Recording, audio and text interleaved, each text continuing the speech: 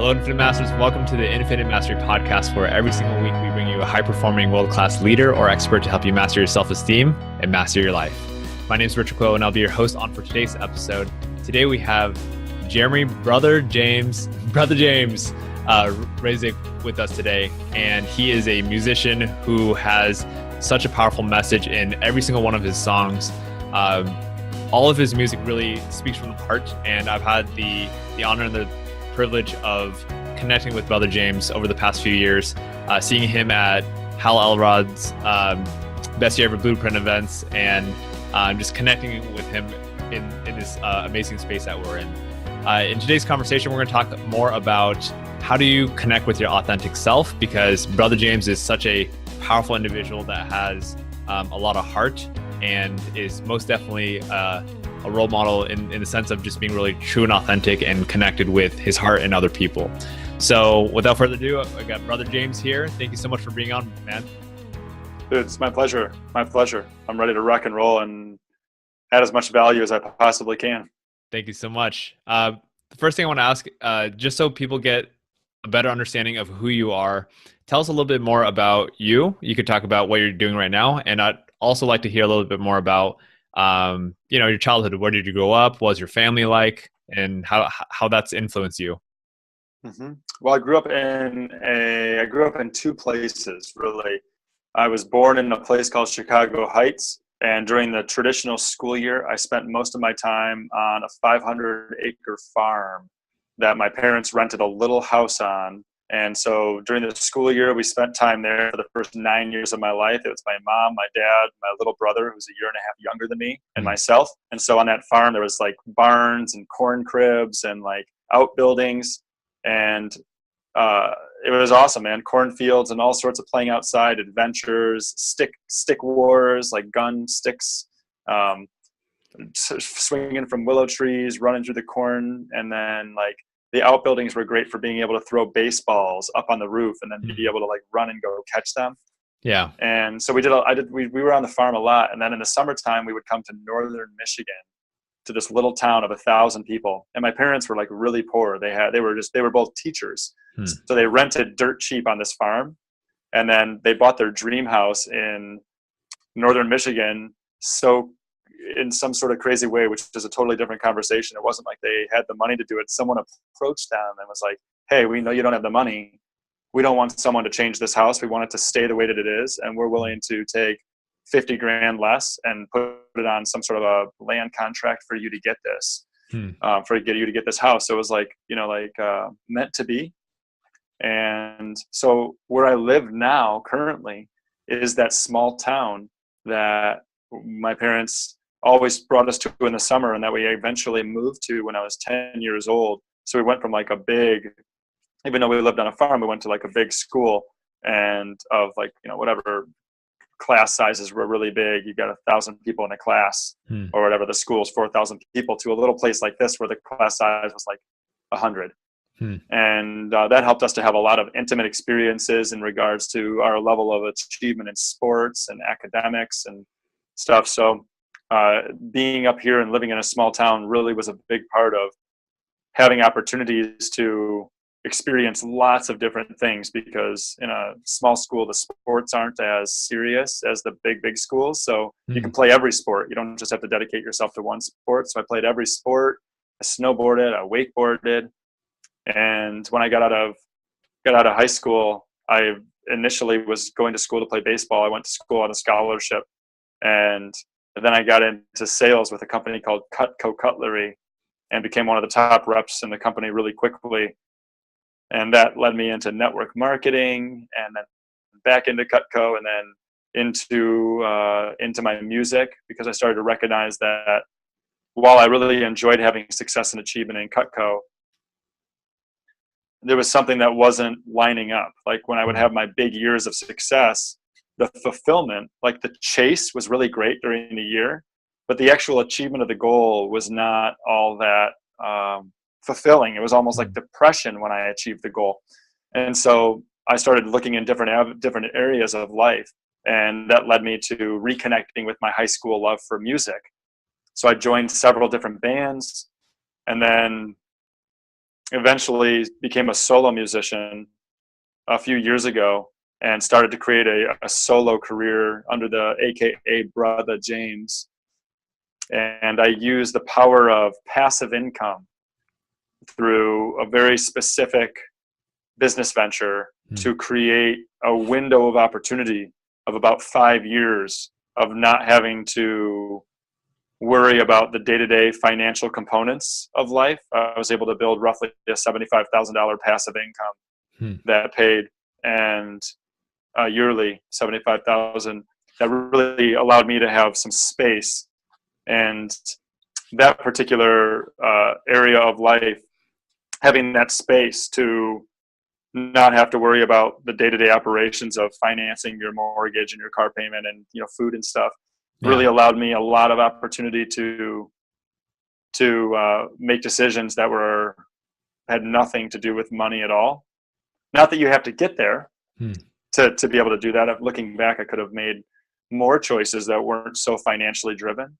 But when you have the passive income, it makes it much easier to go, I might lose a little bit here, but I really will love the adventure.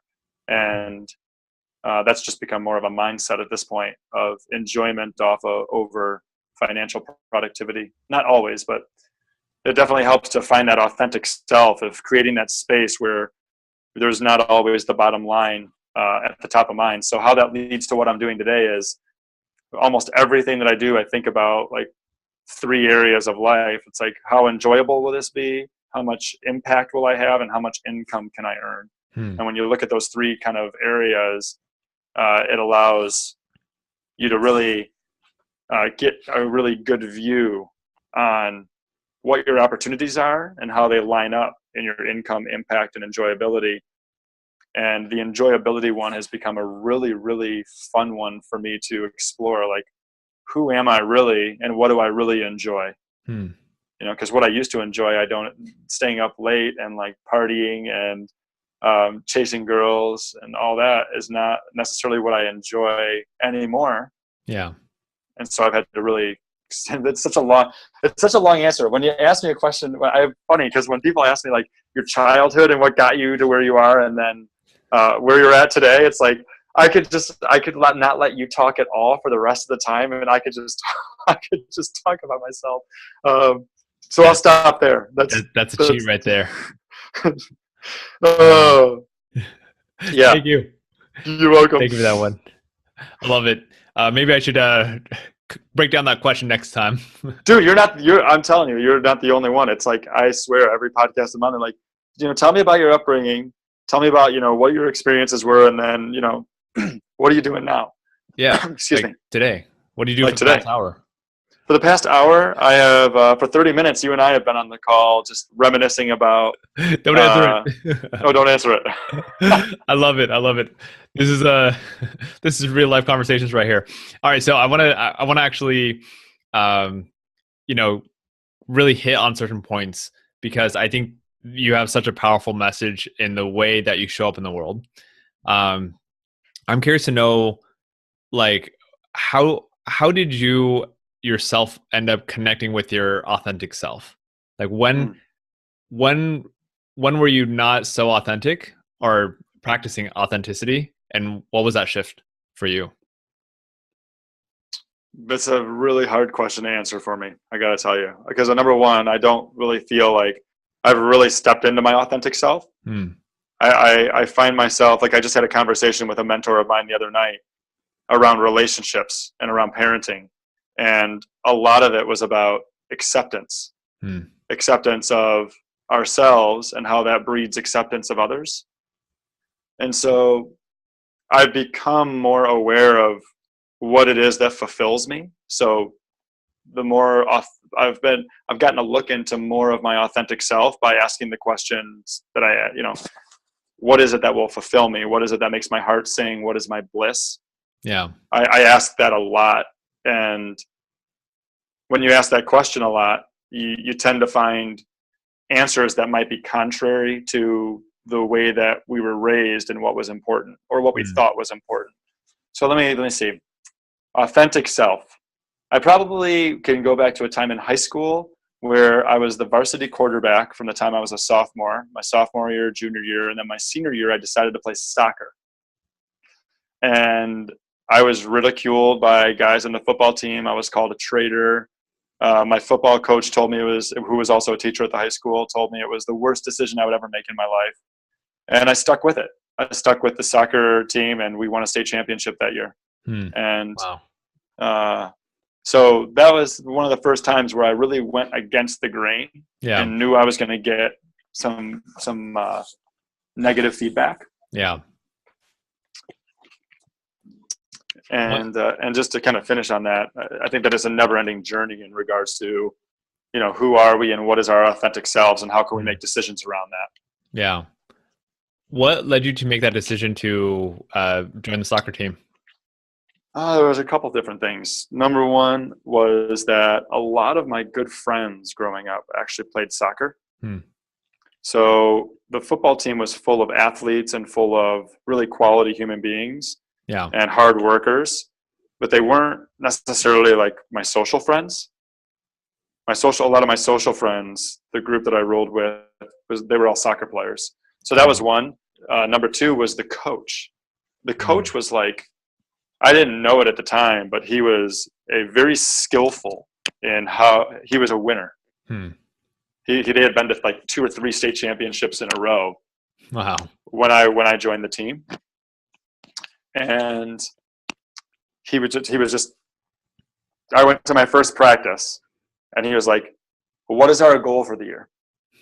What are we going to achieve?" And I was like, "Whoa!" That was one of my first times I had ever really understood, or he had been exposed to goal setting. So, and then the other reason was that the girlfriend that I wanted to have, she really liked soccer players. All very good reasons.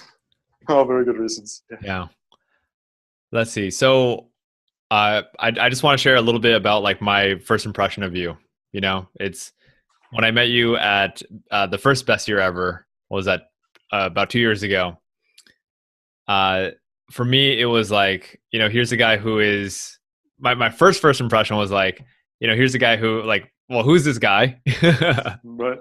And I remember you're like, you're passing out CDs and your seed business cards and things like that. And once I started getting to know you, I started seeing someone that had like a really big heart and someone who is really grounded and connected. Where do you think all of that came from? Number one, first and foremost, my mom and dad.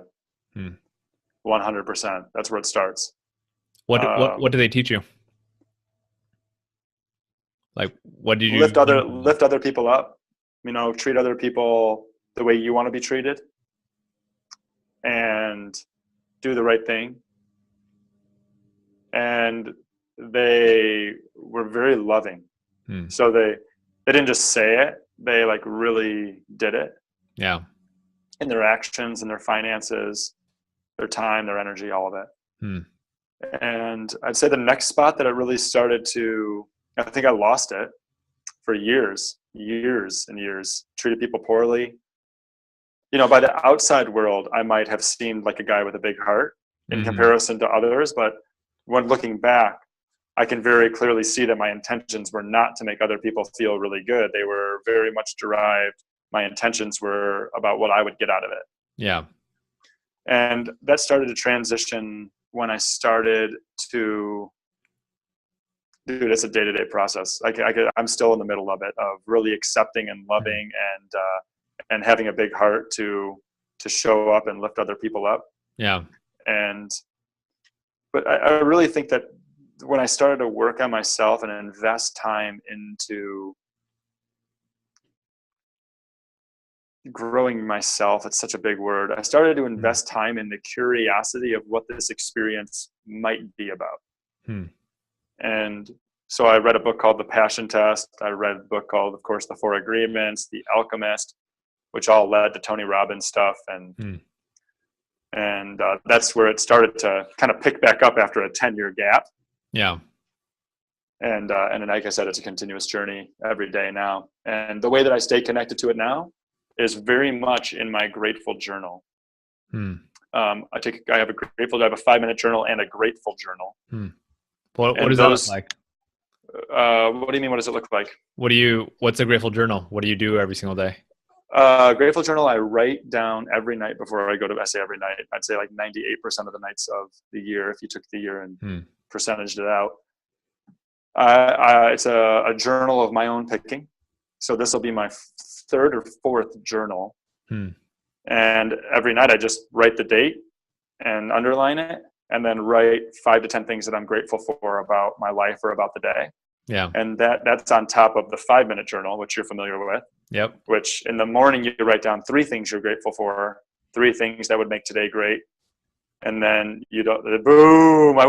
Dude, I'm sorry that my video doesn't work. Because I would love to hold up my 5-minute journal right now as well. I'm holding it in my hands. And I'm like 5 pages past the page that says, hey, it's time to buy a new 5-minute journal. And I've got a stack of them just over to the left of me so that I can send them out. I just sent 2 for Christmas, 3 for Christmas. So those are the things I do today to ground myself and to keep myself having a bigger heart than maybe I would if I wasn't practicing those. Yeah. Right on. Thank you. Thank you for your just sharing openly and for your vulnerability and I guess honesty. It's really cool to hear like the thoughts, the more behind the scenes thoughts, because I think, I guess I'll speak for myself. Hold on. I gotta say we. I feel like it's a we thing. I feel like we all have certain images or thoughts of people, and from what like we talked about the last time we talked one-on-one at the little mastermind hangout session afterwards. I always saw you as someone who is very kind-hearted, and that was my image. And then once I was able to have a conversation with you, I got to know a different side of you. And it doesn't change who you are, but it obviously my perception has changed. And I love being able to see the different sides of you, because it gives a much bigger whole picture of who you are. So I guess this isn't really a question. I know I'm like going off off questions right now, but I think the big lesson that I really learned is that we're constantly growing, and I appreciate you just sharing yourself openly, so I can connect with you more and understand what's it like to be a brother James. Yeah. What's it like to be anybody, right? Like we're Right. always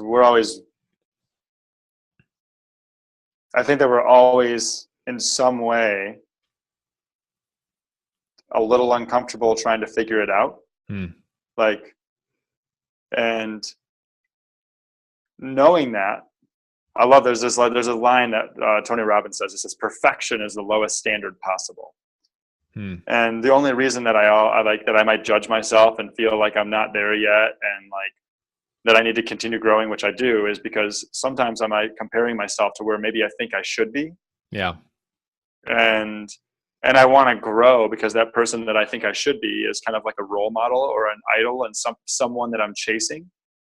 If we look at Matthew McConaughey's acceptance speech, he talks about his hero being him 10 years in the future, and that the next hero he has is him again 10 years in the future, of a visualization of himself, of who he will be, what type of movies he'll be doing, how he'll treat people, how he'll give back.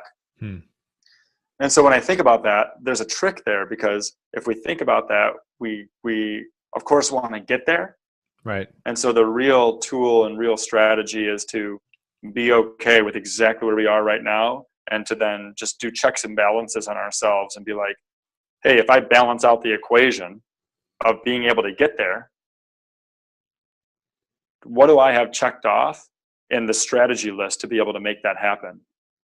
Like, and that if I can see that I'm behind, then sometimes I feel like a little more maybe anxiety, maybe a little bit more kind of like uncertainty in my life. But then there's like the next day I might have more of them checked off, or like the next month. Like we were talking about these two events coming up. Like those two events, they make the month seem this certain way because there's this certain amount of income and enjoyment and impact coming from these events that I can kind of stand upon. Yeah. That make me feel like I'm closer to that person who I have a visualization of in the future. What do you think is the right, in your opinion, what do you think is the right way we should look at that? If we have certain key events that happen, let's say in this month, that make it look brighter or anything like that, do you think that's a good way to look at it, or do you think there's a more constructive way of looking at it? I always think looking at the year as a whole is a quality way to get kind of a 10,000 foot view of, you can look at a year is really easy because you can break it into 12 months and it's just so systematic that you can go, and let's just take it from a financial spot, because finances are one of the things that drives a big part of our emotional makeup as human beings. And if we look at the year and we go, okay, my monthly expenses are roughly X number of dollars, multiply that by 12. Let's just say that your monthly expenses are $5,000 a month for easy math. Yep. That means that if I take that over a year, I need to make at least $60,000 if I've done an accurate job of measuring what my actual monthly expenses are. That's the first spot to start, is what are those monthly expenses? Get them all down and be like, okay, well, I need to earn roughly $5,000 a month. Yeah. So then you look at the month, like a month like this, you go, oh, wow, this month I'm earning $10,000. The trick there is to not let that allow you to get lethargic in the way that you attack the months to follow. Right. Because even though you're covering 2 months, essentially, of finances there, what are your goals of growing the business? What are your goals of setting up more months where you can double dip, if you will, and make 10,000 in a month? And then if you did have that time, well, what would you do with the extra time? If you could create that $60,000, 5,000 times 12 months, $60,000. If I could create that in 6 months, what would I do with the extra 6 months? Would I continue to grow my business? Would I spend more time with friends and family? So when I look at the month, a big month, like a January, with being able to get excited about it and be like, wow, this is a step in the right direction to this vision of $60,000 a year, or whatever the goal is for a person. I think the trick is to not let that allow you to get lethargic or lackadaisical in your preparation and your approach to the rest of the year. Yeah. And then that requires, what is my goal for the year? Not just financially, not what do I need to survive, but what do I need to thrive? Maybe now the goal is 75,000. Yeah. I want to invest $10,000 in the business, roughly $1,000 a month into the business. Right. So I think there's a whole slew of ways that I look at it. I don't think there's a right or wrong way. I think that that's one perspective that I hold when I look at how, and I've been in sales for now 16 years, all commission sales for 16 years. So I have a lot of practice in being like, I made 10 grand this month. I don't need to do anything next month. I have a lot of practice in that. And that's just if you're listening to this podcast or seeing this on YouTube or the other channels that this will be on, take a good look at what it is you want to accomplish for the year, and don't let a good month allow you to get that lackadaisical vision or attitude for the future. Thank you. Powerful. Absolutely powerful. That's I know that feeling very well as myself. So that's definitely good advice to keep us grounded there. What I want to switch topics a little bit and kind of hear what your essence is all about. So what do you think in terms of characteristics or qualities or words, powerful words, what do you think are the top 3 words that hold the most meaning to you?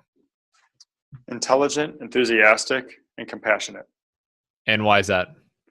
Intelligent, because we live in a world where intelligence is a commodity. Like we really have to be intelligent to create what it is that we want, because the world is constantly changing.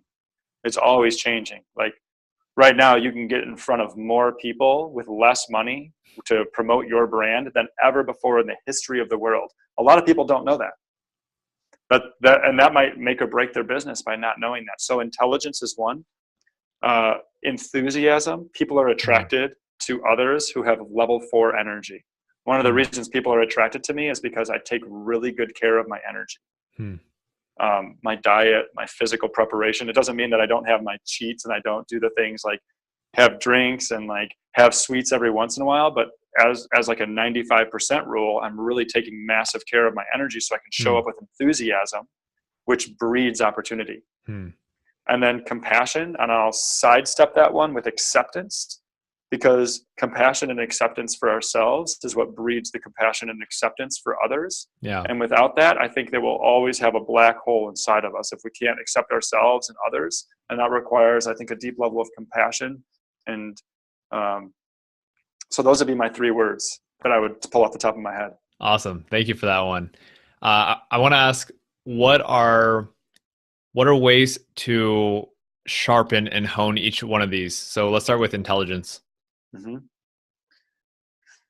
Intelligence is an interesting one because people can take intelligence overboard. And what I mean by that is people can make a goal to read like 25 books or 50 books in a year and get over intelligent.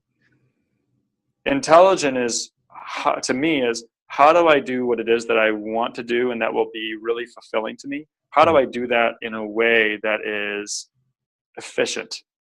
How do I do it in the most efficient way? And so I'll use a really easy one, which is, and the finances are so easy because they're metrics and they're measurable. So I want to use 2 examples on intelligence. Number one is if I'm looking at my own personal goals for business and my own economic goals for the year, it would be intelligent to look at what type of dollar per hour I would like to get for the year, like what my dollar per hour would be, so that I could then calculate my hours per week to get to where I want to be for the year. So that's just being able to be intelligent about that. So how would I get that particular one? I might not know how to break that down. So then I would buy a book about that topic. So I even though I just said it, like, you want to break down your dollars per hour, there's a lot of strategies behind that. So you might maybe not get a book, but you might Google it. How do I calculate my dollars per hour? So Google is a really good spot to increase your intelligence. A book is a really good spot to increase your intelligence. And then I'll switch over to emotional intelligence. So that right there is more of like a numbers and kind of an economic intelligence, which is like, I need to learn this skill, so I'm going to get this type of product or this type of tool to be able to learn the skill. Emotional intelligence is like a different type of a game. So emotional intelligence is more of how do I handle the voices in my head? And so in that way, I think there's an intelligence around how we prepare ourselves, whether that's through meditation or affirmations or going to like a Tony Robbins event or doing like a landmark forum event where you're uncovering the kind of the underneath subconscious stuff or the elephant. So those would be the 2 ways intelligence. In regards to enthusiasm, I think I said it already, which is just energy. Take care of your energy and make sure that you're doing stuff that you like to do. Because if you don't like stuff that you like to, if you're doing stuff you don't like to do, like if you're working in a job that you don't like, if you're in a relationship that you know is not for you, your enthusiasm is going to be hard to manifest. So make sure you're lining up fulfilling objectives and outcomes so that you're already kind of like excited about them. And I mean, dude, you could do like a whole year of podcasts on energy. I was looking at the pictures of you yesterday or the day before from 2014 of your huge weight loss and the journey that you went through and all the support, and which is super inspiring, man. It's super inspiring to see those pictures because that's a deep battle that, you know, most of America is losing big time. So kudos to you on that. Thank you. You're welcome. And so there's an energy aspect there. You know, your energy has increased the way that you create and perform, give your message, the way that you approach relationships. You have more enthusiasm because you have more energy. What are some tips around boosting up your energy? You said doing less of what you don't like to do. What else? Yeah, doing less of what I think the number one thing to increase your energy is there's 2 number ones for me.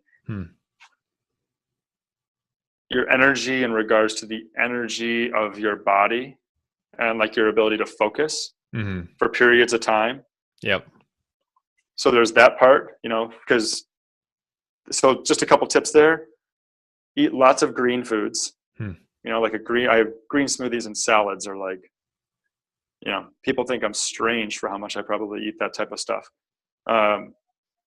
So green smoothies, salads, and there's all sorts of different resources on diets. That's just my own personal preference. You might have a completely different one. But the point is to pay attention to the foods you eat and to understand if they're giving you energy or taking your energy. Okay. And like I said, I'm not perfect. I still go out. I have cocktails. I love hard ciders and good quality local IPAs. Okay. And so like those things are draining a little. They give me energy in the moment, but they ultimately drain my energy for the next day. So I'm really aware of how to balance that and not to have too much of it. Yep. So what you consume, taking care of your physical body, exercising is another great, like before I got on my first call today, it's 15 degrees here. It's a snow day. And I went for a 2.5 mile run. I came back and my beard was covered in like icicles. But I knew that if I did it, I would approach my back-to-back calls with like tons of enthusiasm. Yeah. Like I'm ready for these calls. I need very little from the outside world right now to be able to, I don't need caffeine. I don't need any drugs. I can focus because of that exercise. Right on. And then the last one is compassion and acceptance. And that one is, I think the number one way to hone that skill is, my buddy said this the other day, it's so good, is when you're annoyed or like kind of a little bit irritated by something that someone else is doing. Yeah. Don't just ask yourself what it is that might be inside of you that is creating your own irritation. Like how is what they're doing just a reflection of something that you're doing and need to improve on, or something that's inside of you? He talked about writing it down and kind of investigating it and almost giving it life because intellectually I can think that thought really quick. Like I know that trick. If I'm upset with someone else or irritated with someone else, I very quickly know the mind trick of going, what am I feeling inside of myself right now that might lead me to be irritated with this? Because it might not be them, it actually might be me. But that's such an intellectual trick versus kind of a technique of writing it out and visually looking at it and getting it out of yourself. Yeah. It's one thing to say I'm grateful, but it's a whole different thing to write it down. The studies show that. So it's the same type of operating system of, I'm going to write down what it is that I'm feeling is maybe the irritation. So compassion and acceptance there is like, now we're looking at ourselves and we're going, well, it's almost empathy in some sort of a way, because now you're seeing that you're experiencing inside of you the same exact thing that is becoming the irritation. And therefore it's much easier to let go and to accept that person, even though that exists, because you are now in it together with that person. Man, that's a hard one. That last one is the hardest out of the three for me personally. Let's see. I'm gonna dig around this last one, compassion, acceptance, a little bit more. What would be like one tip that you would give to someone who is wanting to learn how to be more compassionate or accepting?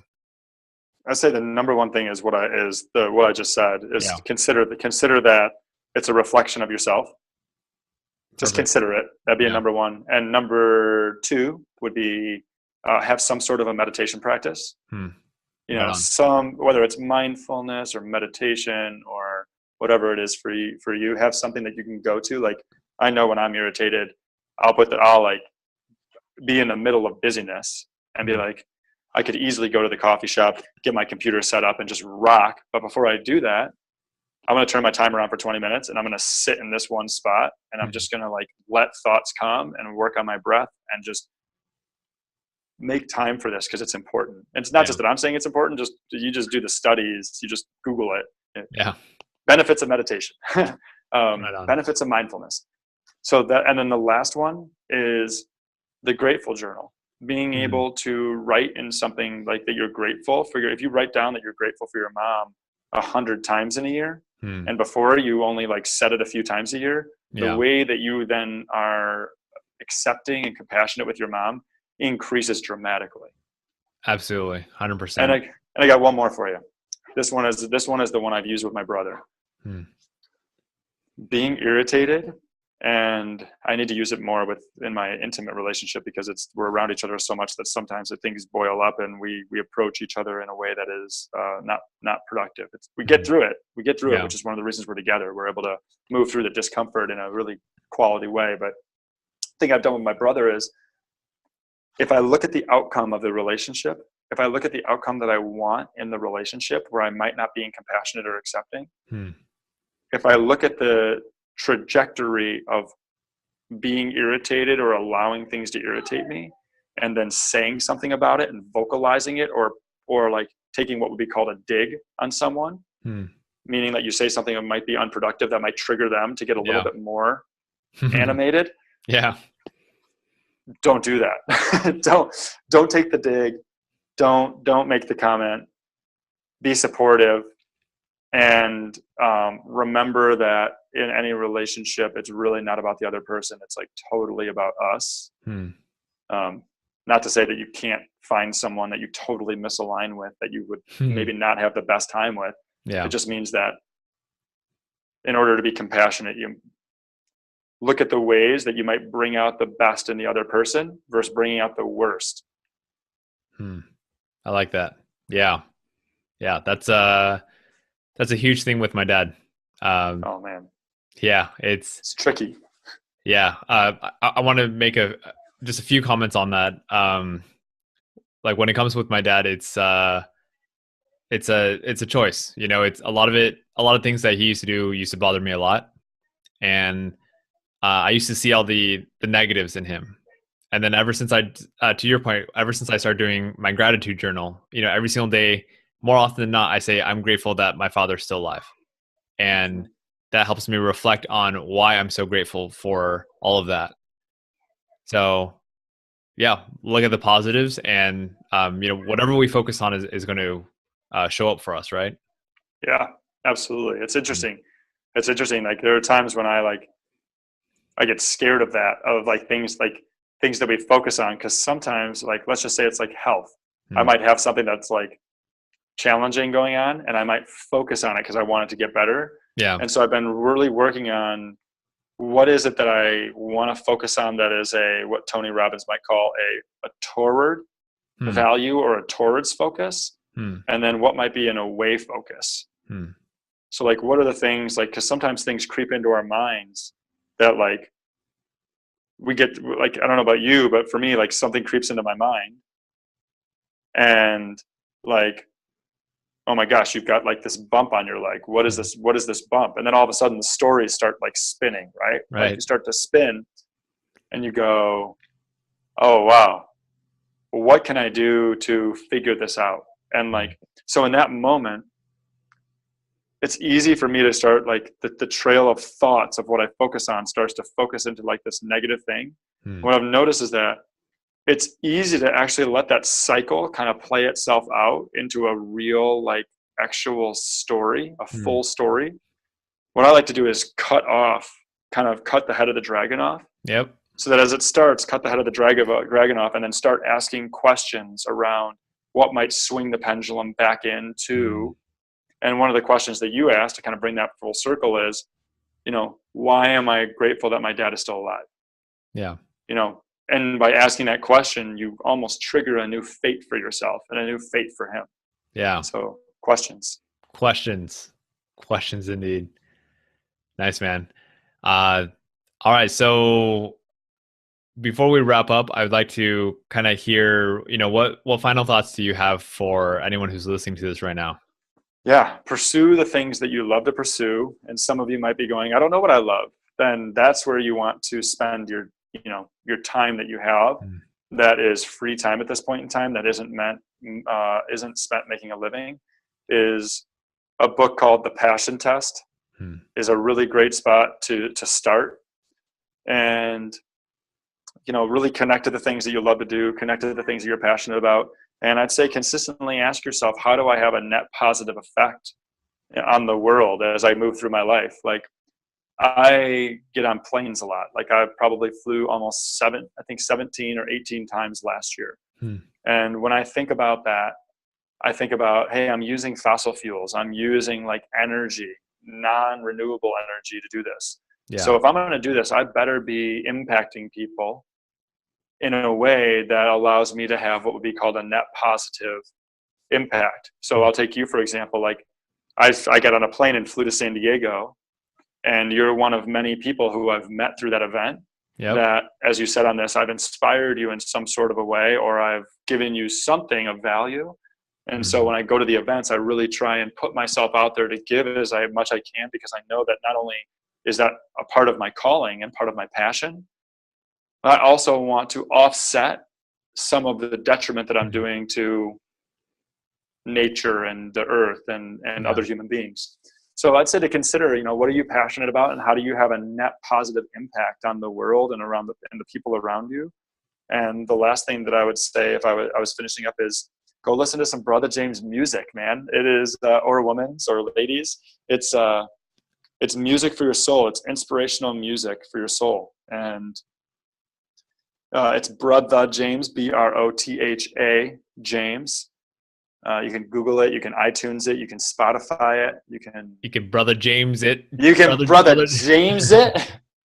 And I say that not as of course it's like a self-promotion, but it's really something that I believe so strongly in. And that if you listen to the music and you listen to the song Grateful, the song Animal, the song Reunite, the song any of them, and then the several new songs coming out soon. And like, I even listen to my own music and I'm really skeptical and kind of critical of it. And what I've noticed is that I actually really like it. And I like the way that it makes me feel, even creating it. So as a listener, and it's not that I like creating it because I'm passionate about it. That's one reason. What I've started to notice is that when I sing the words, something starts to change inside of me. A musical affirmation, So those are the three things that I want to say right now. One more. Yeah. If you have a relationship with a partner, like an intimate partner, it's one of the spots that are. Wait, hold on one second, buddy. All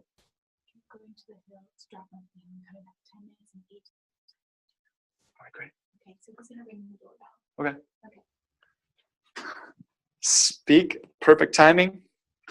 That was my beautiful girlfriend, who I was just going to say that the reason that I have a great relationship is because I've really let my guard down and really been vulnerable within my intimate relationship. And if I had to give someone a tip in the relationship field, which many say is the most fulfilling experiences of our life, will be with like the partner that we choose, because we'll move through so much with them. Yeah, is to be vulnerable, to talk about your fears, to talk about the things that that maybe in ways that they might not be meeting your needs, and also really consider the ways that you might not be meeting their needs, and to understand their needs and to help each other understand each other's needs. And and if you're someone who doesn't have a relationship, in your process of selection, think about as you decide who it is you want to be with, don't just choose someone who's going to fill up the hole inside of you that you haven't filled up for yourself. Really fill that up for yourself and find someone who's going to be able to communicate with you and move through this life. And if it doesn't work out, you can move apart and go, we really gave each other great value. And so I think it's really important. And in regards to, like, so many people focus on their careers and their economics, it's really easy for the career and the motivation of like being successful and chasing the hero in our economic and financial career life to supersede the importance of our intimate relationship. And to remember that the best relationships are the ones where it's circle, it's up and down and around. It's all in the hips, baby. It's Happy Gilmore. Sorry, I couldn't help it. I see you doing a little dance. little dance. So that's it. Make sure that when you look at your career and you look at your relationship, that you're looking at them as if not equal, that the relationship has actually some precedent. I know that he or she will appreciate it. And I really believe that a strong relationship, Napoleon Hill says this in Think and Grow Rich, behind every great man is a great woman. Behind every great woman is a great man. Yeah. And we do our best work in our careers when we have good things happening at home. Yeah. Right on. Wow. Thank you. Thank you so much for not only talking about one area of life, but really covering a lot of different aspects. And I think that was really powerful to just hear kind of everything all combined together. So thank you, Brother James. Thanks for giving me the opportunity to just to spit some stuff.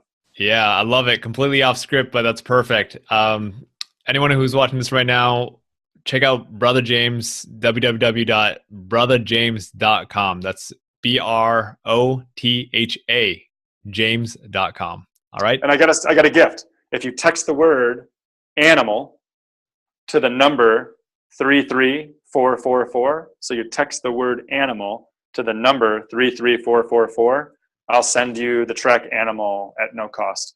Oh, that's amazing. You'll love his music. Check it out. All right. Thank you, Brother James. Thanks, Richard. Yeah. Thank you so much for tuning into this week's episode of the Infinite Mastery Podcast. For more help on how you build your self-esteem and more inspiration, check out infinitemastery.org and be sure to subscribe to our email list because we shoot out emails every single Monday and you're going to get a lot of great advice there. In addition, we have a private Facebook group, facebook.com/groups/infinite mastery, where you can discover more and connect with like-minded peers to build up your self-esteem and start owning the life that you desire. Thanks so much, and I'll see you next week.